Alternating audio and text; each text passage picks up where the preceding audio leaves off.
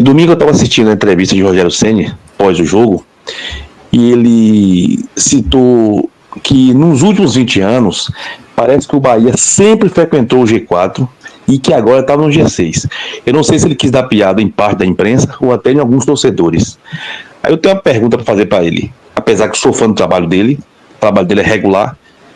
Quanto foi que nos últimos 20 anos o Bahia teve um time igual ao de hoje? O meio campo desse.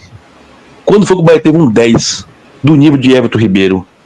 Então assim, eu acho que ele foi muito infeliz nessa fala aí. Boa noite a todos. Mirinho de Apuarema. Ô Mirinho, você foi feliz demais. Não é só o Everton Ribeiro, não. Everton Ribeiro com esse conjunto que tá aí no meio, Caio. Porque normalmente os jogadores que eram jogadores de qualidade que vinham dos outros centros, eles não vinham acompanhados. E claro que isso tem uma dificuldade muito grande.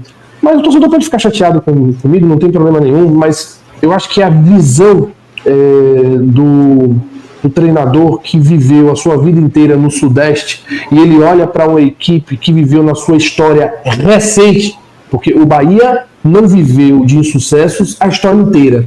O Bahia é bicampeão brasileiro, o Bahia é 4 vezes campeão da Copa do Nordeste, tem 50 estaduais, o Bahia tem história.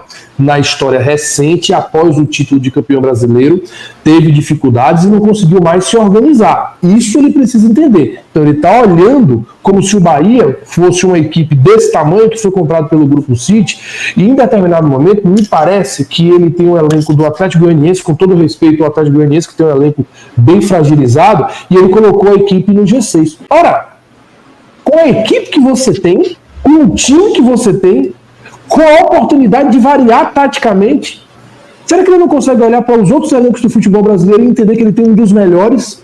Então, assim, existem algumas coisas que é obrigação, não é favor.